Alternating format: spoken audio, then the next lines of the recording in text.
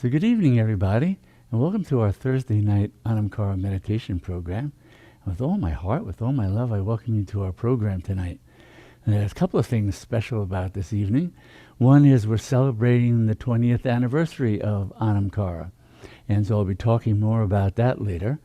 And also, in the Hindu yogic tradition, it's a big holiday starts today. It's called Navratri, and it's the 9 nights that celebrate various forms of the Great Mother, of Ma Durga, Ma Kali.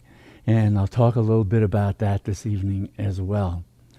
But, you're the reason we're here. You, your divine essence, your sublime, infinite, boundless, divine nature. We come together on Thursday evenings in satsang to be in the company of the truth, in the company of the divine. That's you. That's what this program is all about, and all the practices that we do. Knowing that, living that, and being informed by that, it then allows us to know the boundlessness of the love, the compassion, the joy, the wisdom. That's our true nature, our essential nature, so that we can live that into the world and help relieve the suffering of all beings. Of course, it relieves our suffering, but we want to see everyone free of suffering. So our offerings on these programs is to support everyone knowing that, living that, delighting in that, rejoicing in that, and experiencing it as much and as fully as possible. So thank you for coming. Thank you for bringing the power of your practices, the power of your commitment to practice to these Thursday evenings, because that's what also lends power to what we're doing as a group, as a sangha. Right? So thank you for coming and bringing all that you are. Now we're going to start with the opening mantras as a way of invoking what our highest nature is, so that we can set aside the mind and all its concerns and the things it's been involved with and identified with throughout the day, the week, whatever, and come home to the truth of who we are. That we are the infinite, we are the boundless one. Right? And out of our boundless infinitude comes the infinitude of creation, all the forms. Right? But that boundless infinitude isn't diminished, isn't lessened. It becomes all that, and both its transcendent infinite nature and its form of infinite nature all exist simultaneously. And the mantras help invoke that awareness so we can come to know that fully and completely for ourselves. So we'll start with the opening mantras.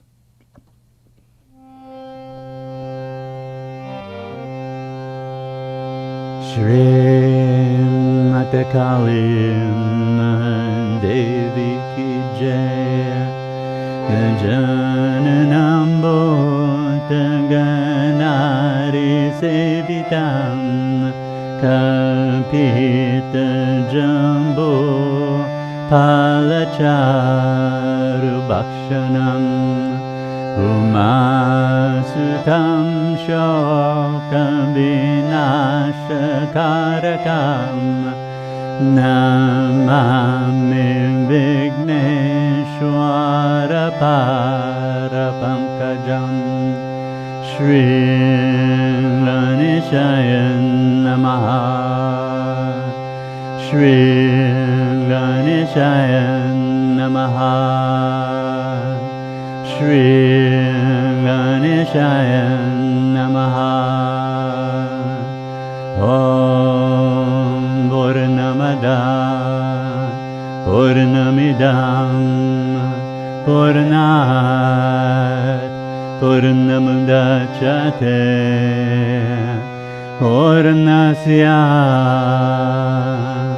Purnamandaya Purnameva Vashishate Om Shanti Shanti Shanti Shri Mata Kali Mahadevi Ki Jai.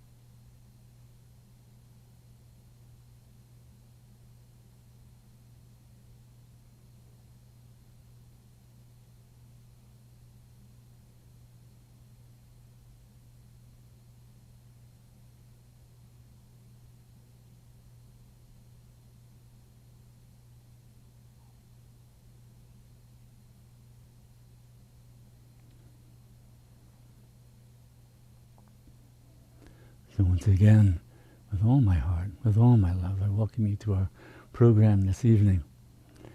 So we're going to start by talking a bit about, Anam Cara Meditation Foundation, a little bit about its history. We've, as I say, we're celebrating our 20th anniversary.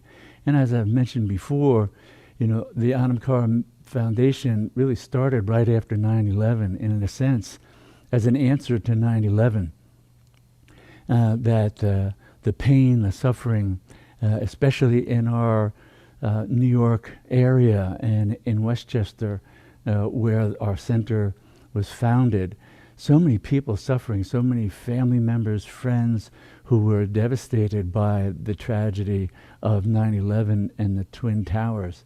And I was being asked to do meditation programs in schools for teachers, for anybody who wanted to be able to find a refuge, because meditation is such a powerful refuge and helps us go beyond the pain and suffering of life and find that calm center from which we can deal with the things that happen in life.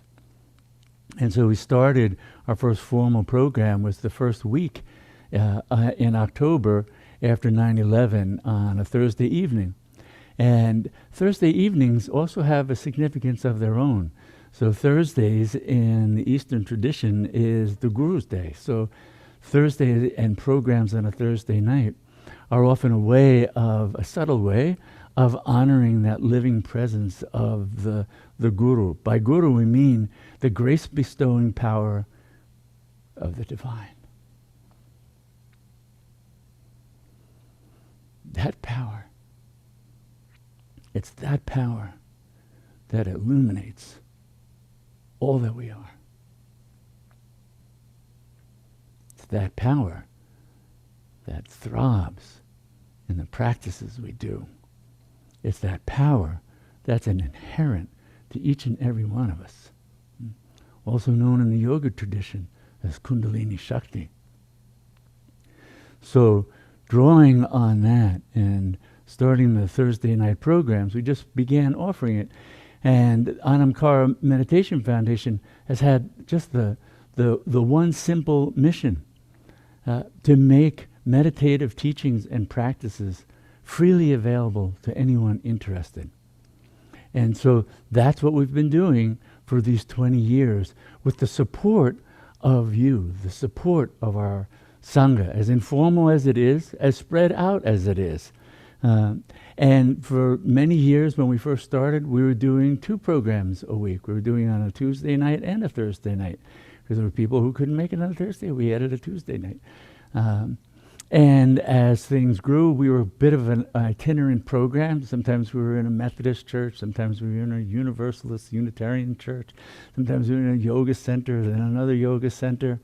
And then finally in 2005, Dr. Michael Finkelstein, dear friend, had started Sunraven, a center for integrative health in Bedford, and invited me and Anam Cara to be able to be centered there. And so for the next 5 years, we had a home base where we were doing retreats and courses and Thursday night satsangs. Then we wound up on a little bit of a sojourn to Cincinnati for 3 years, and we're running some programs from there. And then in 2013, came back to our home in Armonk and have been running programs there ever since. And we'll see, as I said, we're in the process nearly closing out the physical location of Anam Cara in Armonk, dealing with COVID and the limitations, and hopefully next year things will change and we'll be able to have a center where we can gather again and do programs. But over these years, we've done and offered a lot through your support. So we've had special programs. We had a retreat with His Eminence Sewang Sita Rinpoche, who's the head of an ancient monastery, the Sengay Teng Monastery in Bhutan. And he had actually been invited over to the United States by His Holiness the Dalai Lama to offer teachings and empowerments to the Dalai Lama himself and to his monks. I had gotten to know him by the grace of the Divine Mother a couple of years before, and so we were able to take advantage of him being in the United States, along with his brother Lama Pema Tenzin. Lama Pema Tenzin is an extraordinary Tanka painter, and I've mentioned him before because he did the Black Tarat Tankas that we had and a Medicine Buddha Tanka. He's painted Tankas for His Holiness the Dalai Lama. So we had a special retreat program that included them giving teachings and empowerments. We've also had special programs with an old friend, Swami Chetan Jyotima, over from India, who is a Westerner who took sannyas, but was a tremendous devotee in the Bhakti tradition and chanting and offering kirtan. So we had some retreats and programs with her as well. We've also had kirtan programs with the late Shamdas, a beloved kirtanwala who passed away just a few years back. Also with friends like Satya Franch and the Ma Kirtan group and other kirtan walas in the area that we've done programs with. So all as a way of continuing to put out what we can from different traditions and different practices to make this state, because it's the state of going beyond the ordinary mind, where all that love and the juiciness of being resides, and the practices are ways of opening that state to us. So along the way of these 20 years, I was looking over some of the numbers. We've done over 1,500 satsangs, introductory programs, seminars, courses, and retreats that have involved more than 10,000 participants. And our retreats have been attended by people from Europe, Canada, the United States, India, and Bhutan. Our newsletter, this humble offering, well, it reaches over 1,600 people per week all around the world. Our new video channel, which just started last year, has had over 10,000 views and over 2,000 hours of viewing, and is averaging over 100 hours of viewing per month. So it's a real privilege to be able to both offer these satsangs live and then be able to put the videos up, because we can see, and from people contacting me and sometimes leaving a comment on the video, how much they appreciate, again, these kinds of practices and teachings being made available freely, easily. So anytime, whatever one's state may be in, to be able to turn that on and be able to come home to mantra, to practice, to sitting in meditation. Right? So that's been a great gift, and all this that we've been doing over these 20 years is really a reflection of the gifts of our Sangha, the gifts of interest and attention, of attending to the programs, of sharing them with others, of the donations that support our work. So, a deep bow of gratitude to all of you for doing that and sharing it with others. I thought I'd share some of the comments that people have sent to me in the last week or so. Last week I had mentioned in satsang that people could email, and this continues to be true. If you felt like emailing something about what you've received and what you've appreciated by Anam Cara, you're welcome to do that, and we can include that in e-newsletters or perhaps in our programs to share them. So these are some that I've received. So this person writes, the silver lining of the pandemic was discovering Anam Cara's weekly Zoom meditations. Lawrence Edwards' beautiful offerings of chanting, poetry, meditation, readings, and more has been a great inspiration and support for my meditation practice. He is a light that lovingly illuminates the path. Cheers, 20 more, she says. Thank you. And again, this is our mission. This is our mission, to make these teachings and practices available in a way that we can just do them and experience the support they give and bring us in touch with the source of all that support, which is our own true nature. That's what we keep offering. Another person writes, Anam Cara has provided me access to great teachings and practices that have allowed me to experience the divine presence within myself and everywhere. It has given me practical tools to stay grounded and attuned to my highest nature. It's hard to put into words how great an impact the teachings have had on me throughout the years. I am very grateful to you and Anam Cara. Another person writes, Anam Cara has been a true friend of my soul for many years. I can't thank you enough. True friend of the soul, because, Anam Cara means friend of the soul. And when we were creating Anam Cara, it was to really kind of capture that sense that we're befriending our own soul and the souls of all beings.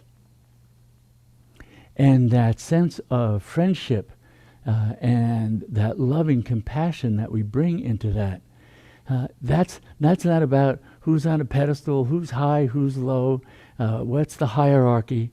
No, we're soul friends, right? We're friends of all beings.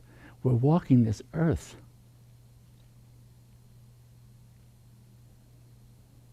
To bring that loving compassion, the truth of our own heart. So many things in the world demand that we kind of close down, that we put on some armor, that we shield ourselves. And we shield ourselves, it not only prevents, something coming in and hurting us, but it also prevents our light from shining into the world. So meditation gives us a different way of being protected, to be so enveloped in the light, the Shakti, the power of grace, that things that come at us, they just go by. That we can walk into the world with an open heart, with a kind of vulnerability that sometimes people don't even understand. Right? But when we're grounded in the truth, the truth of who we are, the steady wisdom of that gives us a strength, an interesting kind of invulnerability. Not because we've closed down, not because we've shut off, but because the fullness of that grace that transmutes and transforms, that allows us to see past even what people throw at us. Because so often when they're throwing something at us, it's not at us. It's at their projection. Their projection's over there. It doesn't hit me. It goes right by. It has nothing to do with me. We've developed that kind of wisdom to see even people's anger and hurt that may have them hurling darts. They go right by. They're not at the truth of who you are, and they don't come from the truth of who they are. We do the practices to know that, to live that, to be steady in that wisdom, and then walk it into the world for the benefit of all. Another person writes, the stillness and depths of knowing pure love that I've experienced in your retreats have been truly transformative. I can't wait for retreats to begin again. I'm with you on that. I can't wait for them to begin as well. There's such a special environment. It's like we go into a retreat and it's really being held by the divine for those couple of days, so that everything about us gets to soften and melt into the divine embrace. And we can feel that and live that and be revived in ways that, again, empower us to walk it into the world, to give us that true sense of knowing, that we become unshakable in that knowing. Right? Another person writes, although I'm very late to the party, I only discovered your books during the summer of 2019 and started attending your online program shortly after it was launched. Your way of mantra meditation totally changed the quote-unquote spiritual game for me. See, during the last 10 years, I have studied many different teachers and teachings and got deep into a meditation style that forced Kundalini to awaken. Not the best idea now, I know. Your work helped me to put these experiences into perspective. I was also quite lost on how to continue meditating, and your way of chanting provided a new safe home for me. These practices are a safe refuge. These practices because they're a throb of our own loving being.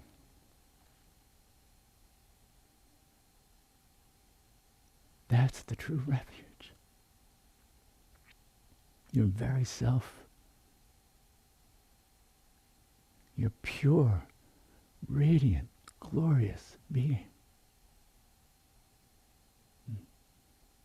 So take refuge in yourself. When we take refuge in mantra, it's a throb of the self that brings us back. The mind is a throb of ignorance. So when we follow the mind, where do we wind up? Well, we wind up in a minefield. We have to follow what arises directly from our own highest nature, the throb of mantra, the visual forms of the divine that always are pointing back to know that as yourself. That's what we keep coming back to. Another person writes, the newsletters arrive as a welcome reminder to come home to myself. What a perfect way to describe our intention to serve, to be a reminder, to be pointing in the right direction, saying, come, join us. Go by yourself, join us, however you want to get there. But you can get there by just going inside, letting go of the thoughts, letting go of the mind. Come home to yourself. Another person writes, I'm so grateful for the satsang videos. They have gotten me through the darkest times of the pandemic. Another person writes, I find the practices you offer so powerful, so doable, and so enjoyable. Thank you. Well, thank you.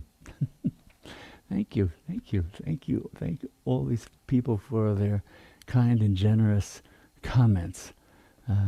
And we just hope to keep being able to serve and offer all that we can as a way of knowing that truth of who we are. The truth that's encoded in so many different traditions. So Anam Cara isn't about just one particular tradition. And so we draw on different traditions. And for instance, tonight, as we're be talking about Navratri.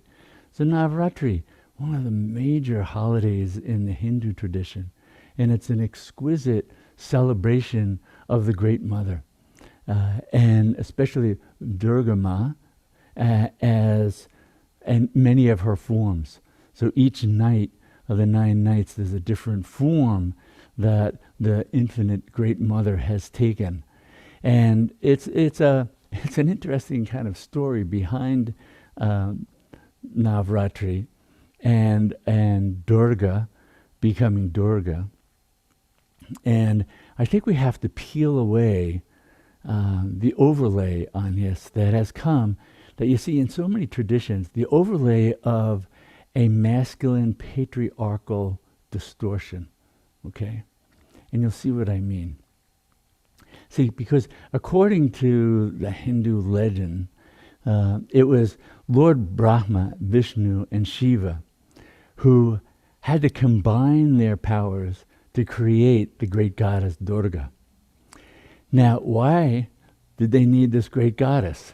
Because there was this demon, this great demon, who did practices and won a boon from Brahma, the creator, saying that he couldn't be defeated by any man. Right? And so he then terrorized the 3 worlds, right? Earth, heaven, and hell. Took over and was terrorizing everything. Now, right away, you sort of see, what was Brahma thinking? It's sort of like one of those things like we would talk about now, mansplaining. Oops, we gave this guy a boon, and now what do? We have to turn to a goddess. Now, the overlay is also about they combine their powers. No, their power is Shakti. Their power is the great goddess. Their only power is the great goddess. They don't have a power without the great goddess. So what do you mean you're combining your powers? She is the power. In fact, she's the one who gives birth to all forms. The great poet saint Yaneshwar Maharaj talks about in his poem Amrit Anubhav about Shiva and Shakti, how even Shiva has no form except the form that the mother, the Shakti, his spouse, gives to him. All forms are born of the mother.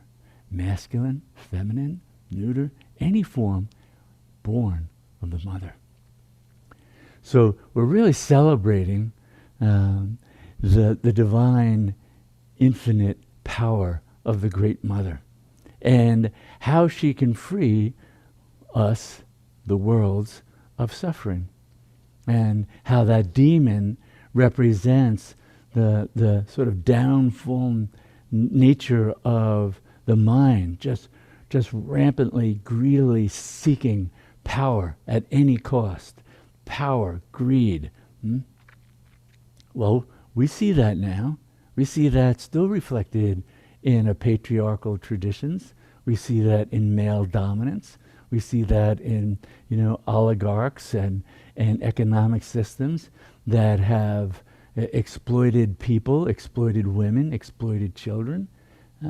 So we want to call on the Great Mother, the great power of relatedness, connectedness, of the great power of love and compassion to transform, to set free, and to enlighten. These degraded forms that so many leaders manifest, they need to be transformed. We need Mahakali, we need Ma Durga walking the earth here and now, not some distant past and some distant legend.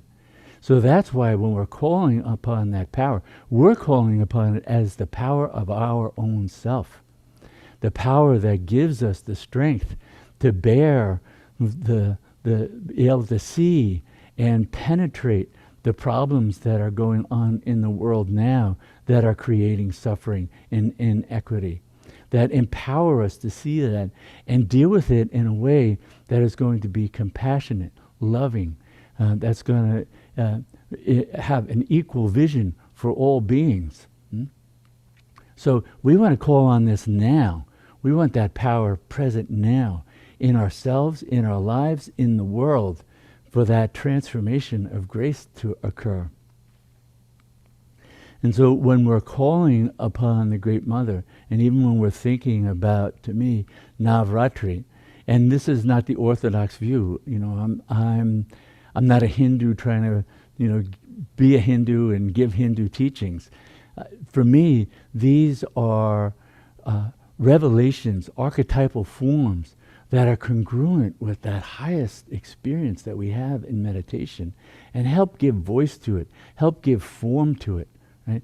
The archetypal richness of the Hindu tradition, the archetypal richness of the Tibetan Buddhist tradition, so different than the materialism that dominates Western thinking, that's been stripped of these deep layers of meaning and profound presence.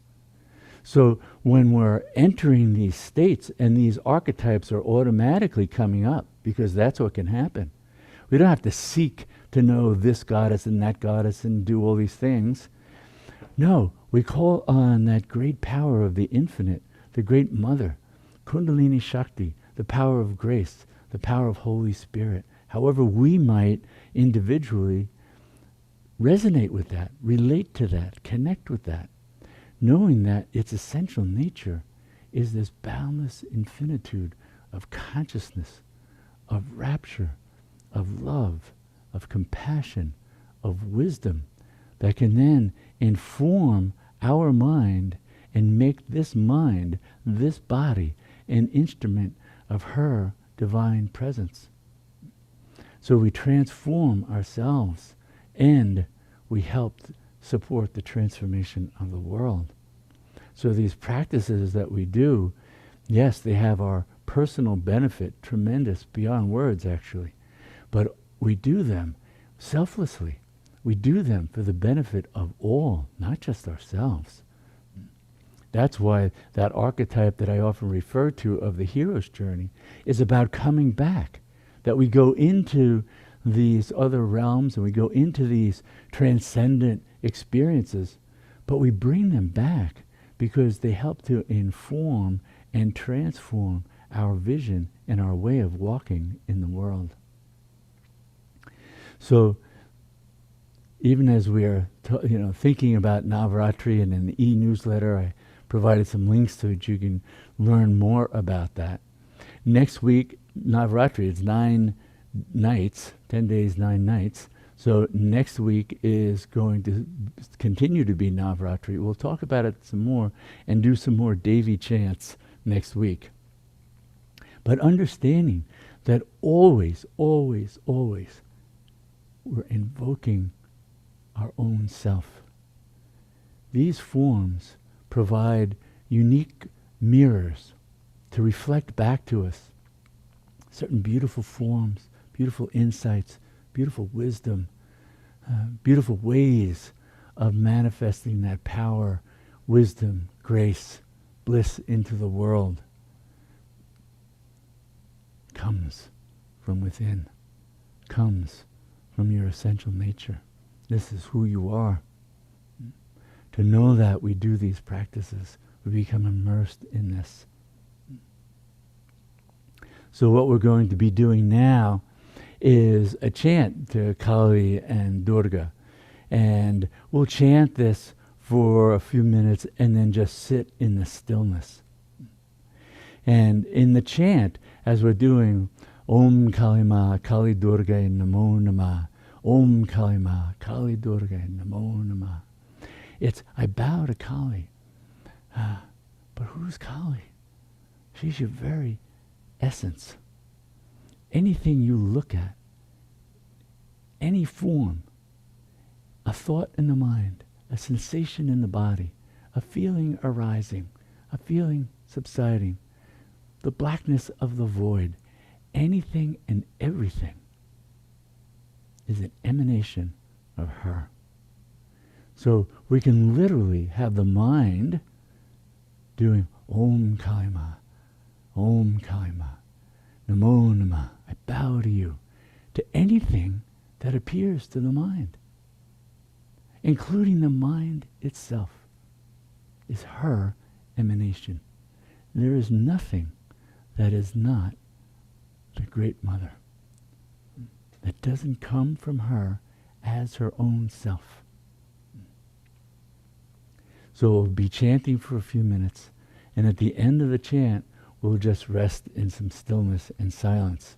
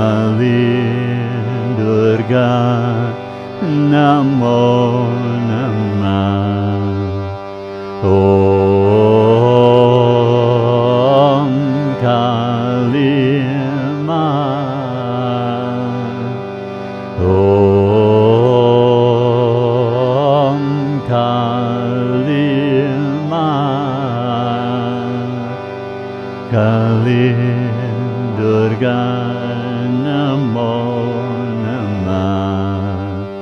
Kali Durga Namo Namah. Om Kali Ma. Om Kali Ma.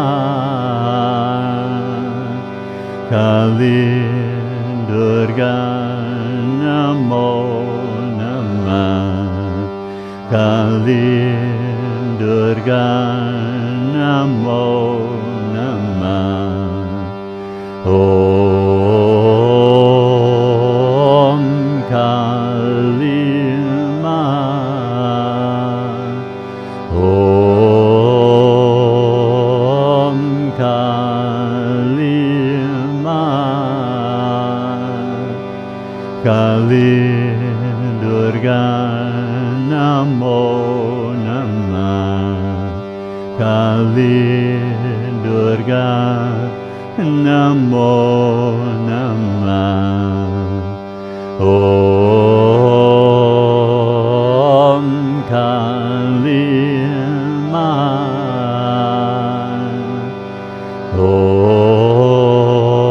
Om Kali Ma. Kali Durga Namo Namah. Kali Durga Namo Namah. Om Kali Ma. Om Kali Ma. Kali Durga Namo Namah. Kali Durga Namo Namah. Om Kali Ma.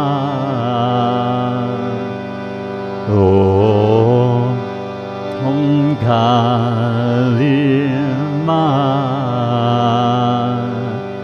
Kali Durga Namo Namah.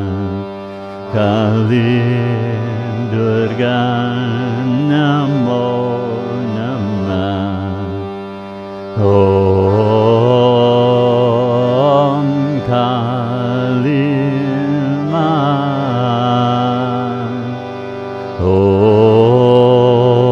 Om Kali Ma.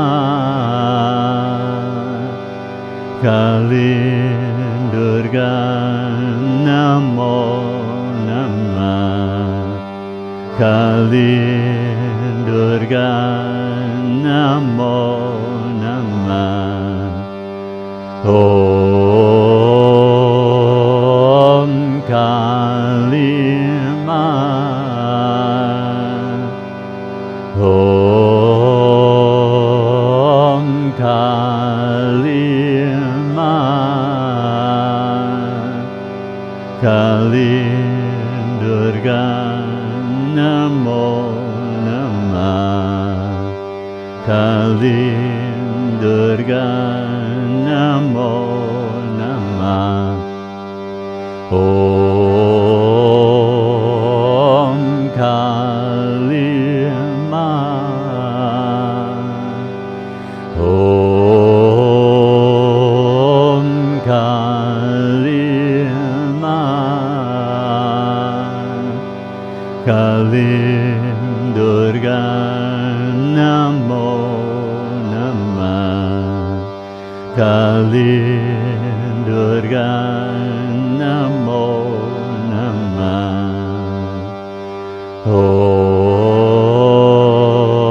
Om Kali Ma. Om Kali Ma. Kali Durga Namo Namah. Kali Durga Namo Namah. Om Kali Ma. Om Kali Ma. Kali Durga Namo Namah. Kali Durga Namo Namah. Om Kali Ma. Om Kali Ma. Kali Durga Namo Namah. Kali Durga Namo Namah. Om Kali Ma. Om Kali Ma. Kali Durga Namo Namah. Kali Durga Namo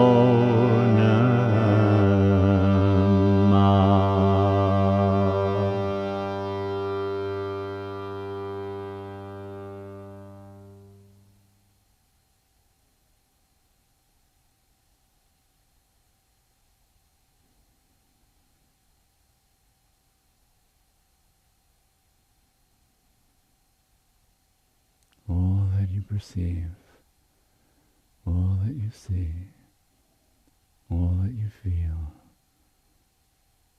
all Ma,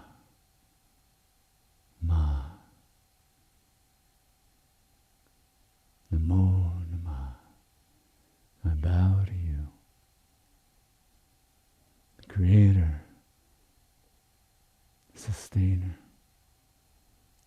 the Dissolver, the Concealer, the Revealer.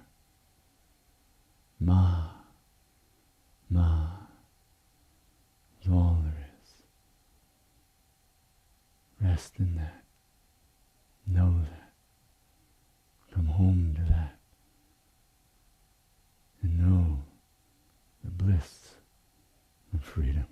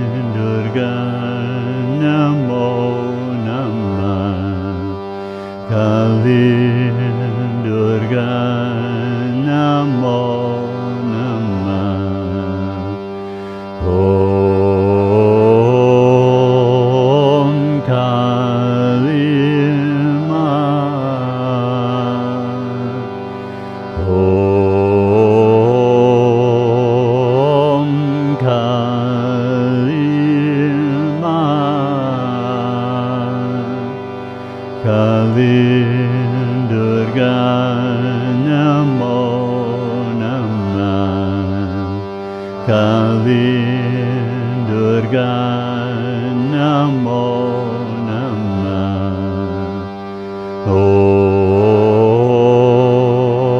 Om Kali Ma.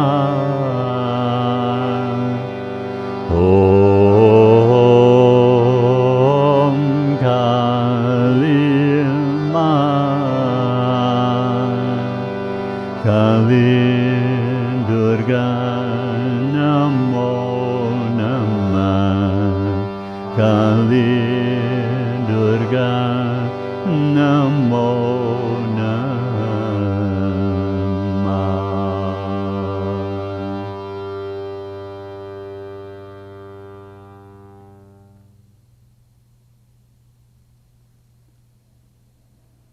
So we end with this prayer. And may all our practices truly benefit everyone, and may all beings know complete freedom from suffering. And namaste.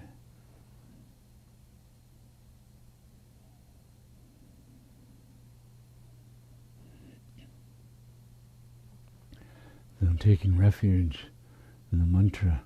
It's taking refuge in the infinite, the one. Taking refuge in the stillness that gives birth to all forms. The mantra, the delightful forms of that the divine feminine takes, the delightful forms that the divine masculine is given.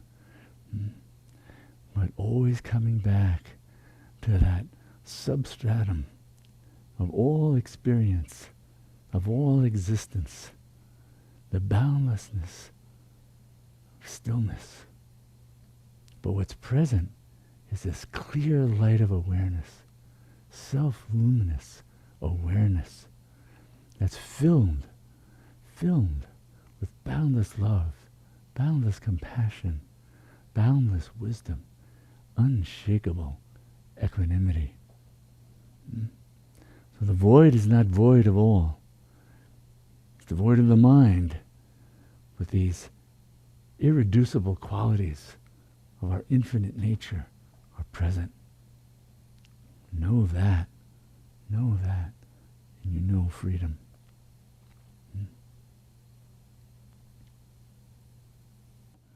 So thank you for coming.